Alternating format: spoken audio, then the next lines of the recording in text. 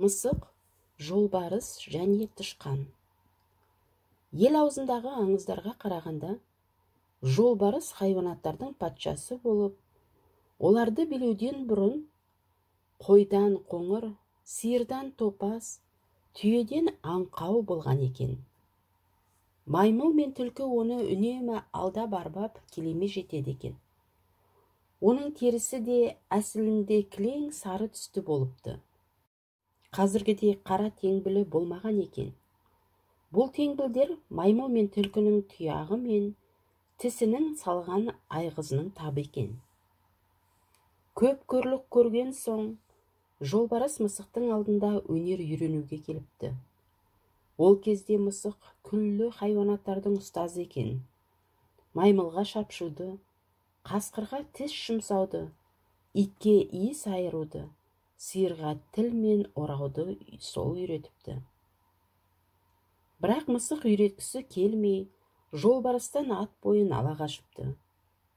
Өйткені маймыл, қасқыр, ит және сиыр өнер игерген соң жақсылықтан жалтайып ұстаздарын ұмытқан екен. Сондықтан жолбарыс қанша жалынып жалбарынса да, мысық міз бақпапты. Тілек өтініші қабыл болмаған соң, жолбарыс тауына қайтыпты.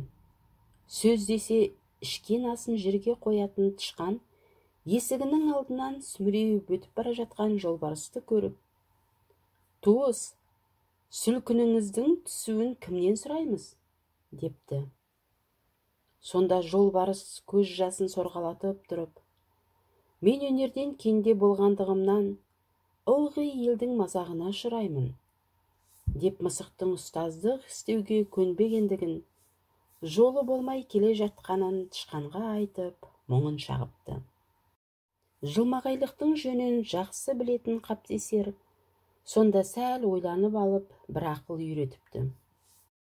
Ол тамның қабырғасынан тесік жасап, өнерге баулыған мысықтың әрекетін осы тесіктен күндіз түні көріп үйрен деп, сол жерге жолбарысты тұрғызып қойыпты. Мұнысы табылған ақыл еді.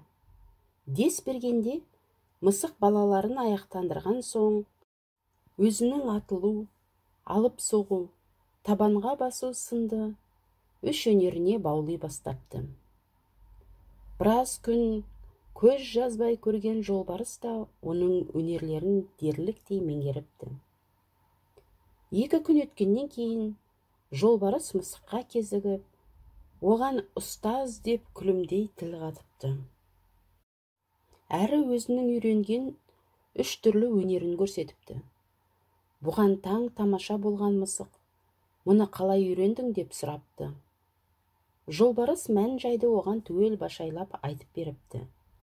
Өнер үйренуге осынша берілген жолбарыстың бұл қылығына сүйінген мысық адал ниет білдіріп, «Әттеген-ай, басынан бастап үйренбей, орта жолдан келігіп кеткен екенсің.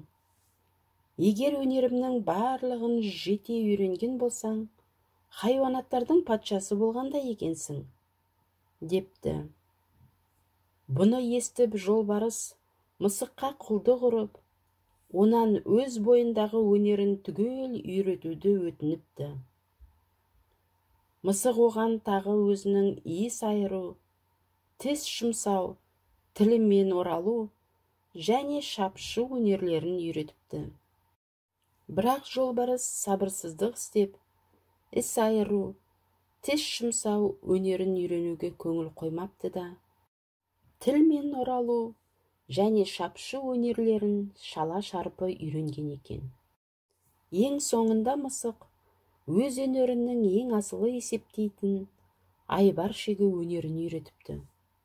Мұнысы бір керемет өнер екен. Ол көзін шақшитып, жүнін үрпитіп, құйрығын шаншып, айбар шеккенде айналасындағы қастастарының зәре-құтын алады екен. Бұл өнердің атылу, алып соғу, табанға басу, иіс айыру, тіс жұмсау, тіл мен орау және шапшу өнерлеріне қарағанда тіпті маңызды екенін білген жолбарыс бар зейінін сала мұқият үйреніпті. Сөйтіп, мысықтың шәкірті болған жолбарыс мысықты барынша қадір тұтыпты. Оны табанымен жері басқызбай арқалап жүретін болыпты. Мұны көрген қылжаққой тышқан, мысық ұстаз болыпты, жолбарыс шәкірт көніпті, ерге жейлі мықты екен, еңгезерге мініпті, деп жолбарысты мазақтапты. Жолбарыс көп өнер үйренсе де, бірақ оның түйе сияқты аңқаулығы әлі де басым екен. Тышқанның сөзіне ол қатты шамданыпты, қабағы да ашылмайтын болыпты.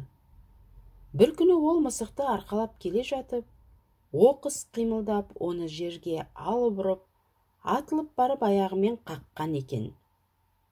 Мысық қан жоса болыпты. Ол жан дәрменімен ағаш басына өрмелеп шығып алыпты. Үлкен абер болғаны, ол өзінің осы өнерін ғана жолбарысқа үйретпеген екен. Мысық ұрған жолбарыс тас қабырғаға сүйеніп тұрып, мысыққа шекшірейіп, қарғыс атқан мысық ағашқа асылып өл, қарғыс атқан мысық ағашқа асылып өл, деп қарғысын жаудырыпты.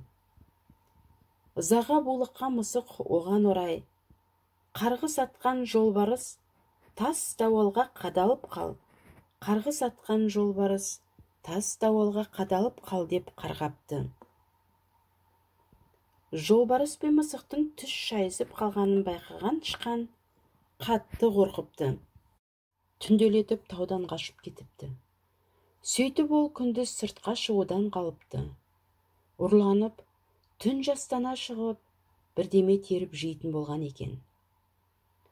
Бірақ қанша жасырын қимылдаса да, ізіне түскен мысық тышқанды аңдып жүріп тарпа бас салатын, жұмарлап өлтіріп жейтін болыпты.